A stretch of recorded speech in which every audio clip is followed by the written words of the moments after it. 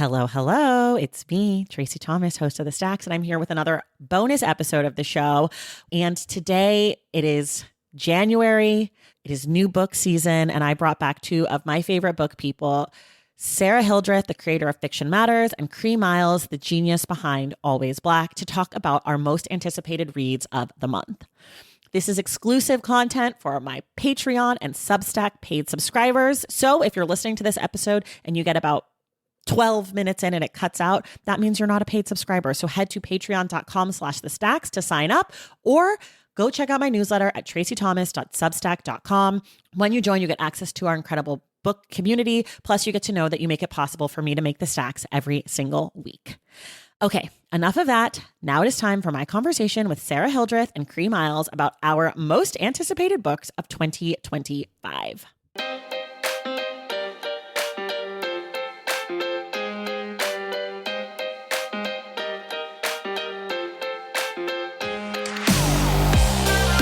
All right, everybody.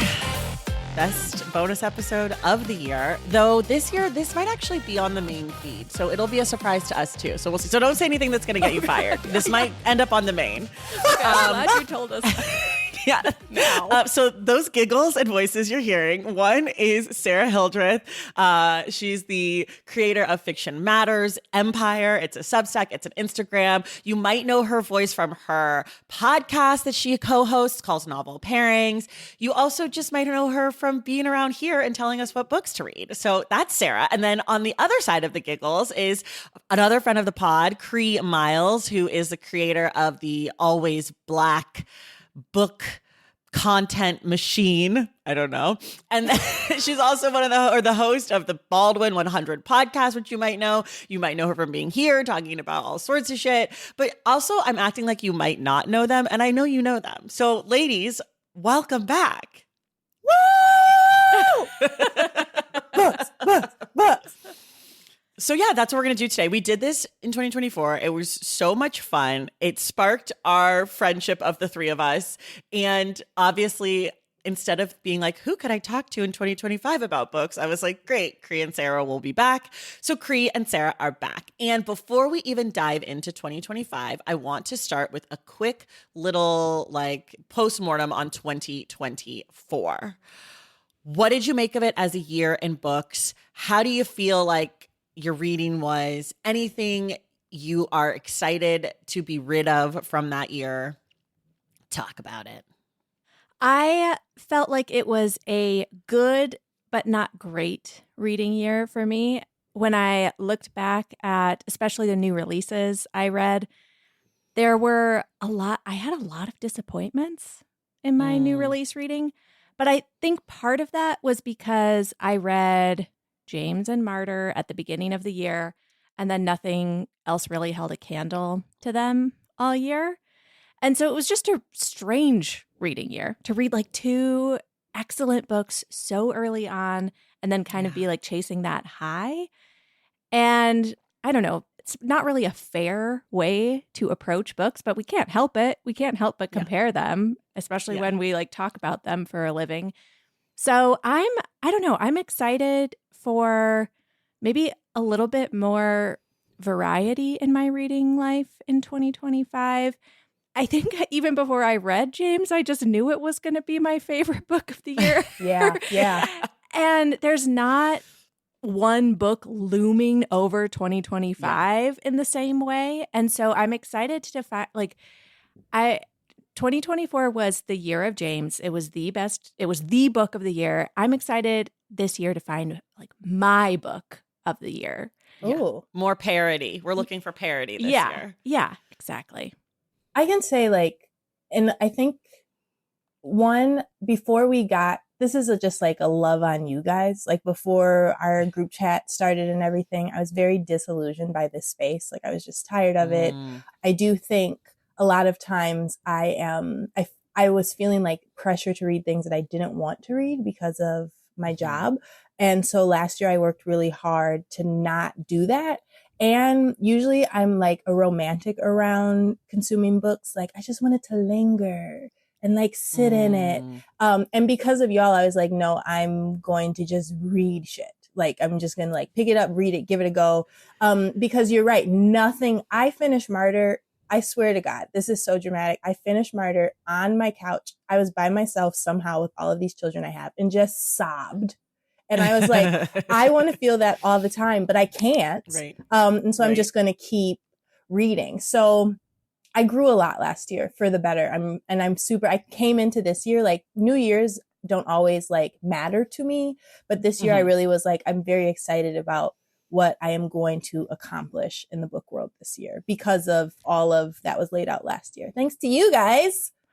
I love this. I can tell you are because you have been posting reels every day. Yes. Which is, and not just reels, fully made up. Thank you. Looking beautiful as always, but you know, the lip gloss is popping. You're doing minutes on books.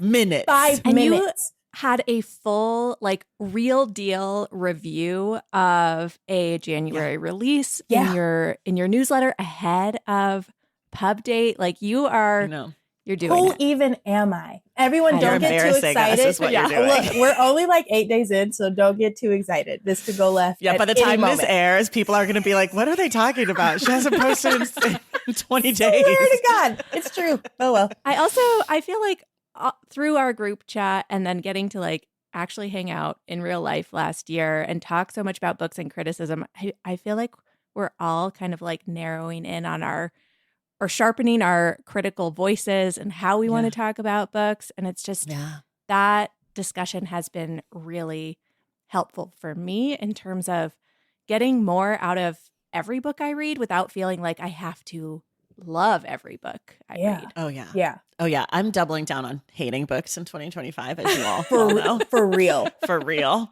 I'm publishing 2020. Hate. I feel like for me, 2024 was a weird year as well. I think because of the election, so many things got pushed earlier in the year for publishing. So many of my favorites, I think of my top 10 of the year, 8 of them I read May or earlier. There were things I read later in the year that I really liked. They just didn't quite like crack my top 10 or whatever. I think one of the things I hope doesn't carry over into 2025, which I feel like I've seen a lot this year and maybe already a little bit in 2025, is like this identity politics reading. Because I'm so thrilled by... You know, last year, Sarah, I read True Grit because you said that I should, or like you said that you loved it. I don't even think you said I should. You just gushed about it. And I was like, let me try. And I loved it.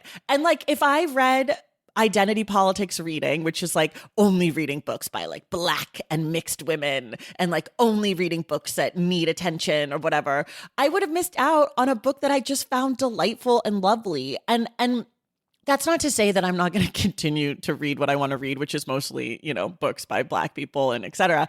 But I do think that like there was discourse on Threads already that was about like this history book about a Black person is by a white person. And so I'm not going to read it. And like, I just really want to leave that behind because I don't think it's useful. And I think that like, I feel a responsibility to read those books even more so that I can have a way in. You know, you all know I read the Reagan book at the end of last year. And like, I liked it. By the time I got to the end, I had a lot of criticism for it. But if I had not read it, I feel like a lot of people would have been like, oh, this book is great. It was in the New York Times list. And I think people have since like thought more critically about it because I was like willing to spend 32 hours listening to the audiobook and have an opinion. And like, I think that that's what matters is like, if I want to be a critic in the book space, like I want to be able to impact the books that are coming out across the spectrum. And also, especially because like, I like those fucking dad books, you know, like there's not a lot of like Black millennial women, I don't think, who are like ass deep in fucking Reagan biographies. So like, let me tell you what I thought about it. So that's definitely something that I'm like already, can we not do that this year? And I felt like that was really big in 2024 of like, we're reading, you know, only books by people that look like us. And I'm just like, that's great. And I don't knock you if you do it, but I want to leave that behind and that pressure behind because I don't think it's useful. And I also don't think it informs the other books, the books that I am reading. like to not be able to speak to the past of literature and like the past of history or whatever it is. Anyway, so that's like one of the things that I guess that's sort of more like a reading goal, or like both leaving behind and keeping in. Yeah. That makes so much sense because I mean, all of these like books are in conversation with each other, and authors like reading each other and building off of each other and pushing back. And so if we silo our reading, we don't get that full experience. And Right. I also think it's just like the lens that we as individuals can bring to the books we read is so important for all of the books we read. So I think that's a great goal. And I'm curious to see what you pick up because of that. Well, I don't think I'm going to pick up anything differently. Yeah, Like, yeah. That's I've always read a super diverse group of books. I just feel like I'm not going to feel as guilty about it when people 10 like toes try about to. it. Yeah. Mm-hmm. Before we dive in, Cree, we just talked about how you're bringing reviews back. Yes. You're bringing your reviews back. Sara, you've got a new thing coming this year, your Reader's Almanac. Do you want to just tell people a little bit about it? Yeah, I'm working on it now. And it will be out mid-January, so probably or before this. This will be out in mid-January. Okay, so great. It could be out now. It could be out after. Wait and who's see. to say? I don't even know when this is airing because I don't know if this is on the main feed or not. I know nothing. So Vibes. surprise. Just vibes.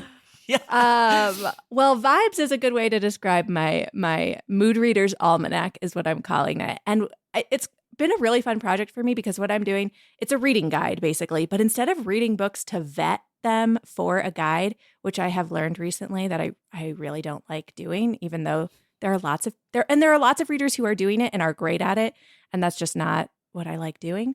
So I'm looking back at all the books I read in 2024 and putting them into this almanac divided by like reading moods. So like what to read if you need a quick win. I'm doing some seasonal reading stuff. I'm doing some fun things like there's a world map and you can find books from all over the world. There's a little flow chart for 20th century classics. So if you want to find like a great 20th century classic for you, there's a flow chart to help you. It's very fun. I think it's supposed to just be a way for readers to like, you know, discover new things, but also be like, oh, I loved that book. And it's like sitting next to this other book. So maybe I'll pick that up. And it's just fun. Only books that you read in 2024. I read in 2024. So I'm limiting myself. So I'm not saying, oh, this is a great category. I'm going to try to find more books for that category. If the category didn't arise naturally from my reading, it's not in there. So on the flow chart though, like it'll only be the classics you read. Yes. You're not adding anything in. You're not saying like also Jane Eyre or whatever, Nope. even though I know you read that like every week, but whatever. My weekly Jane Eyre reading.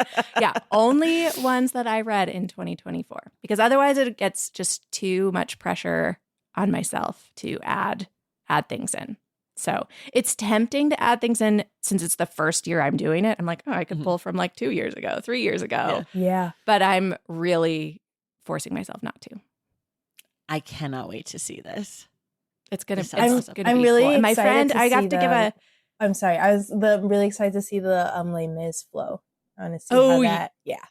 Yeah, it's gonna be so fun. And my friend Katie, I don't know if you guys follow her on Instagram at Clumsy Words. Mm-hmm. Follow yeah. her? Yeah. She's my in real life friend. She lives in Denver, and she did the design for it, and it's so good because she's so good at that. That's awesome. Yeah, it looks beautiful because of her, not because of me. So I'm very excited about it. I can't wait to see it. I can't wait Awesome. to see it.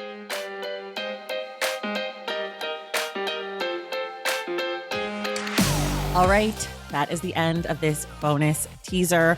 If you were liking what you were hearing, you can listen to the entire episode by going to either patreon.com/thestacks and joining the Stacks Pack, getting access to the Discord, being able to participate in our virtual book club, or you can go to tracythomas.substack.com and subscribe to Unstacked, where you're going to get my writing about books, pop culture. You're going to get other exclusive author interviews, and of course, these bonus episodes. So go to one of those two places, join us, get to hear the rest of this episode, and support the work that I do by being a part of these wonderful communities. Thank you so much, and I'll see you in the stacks.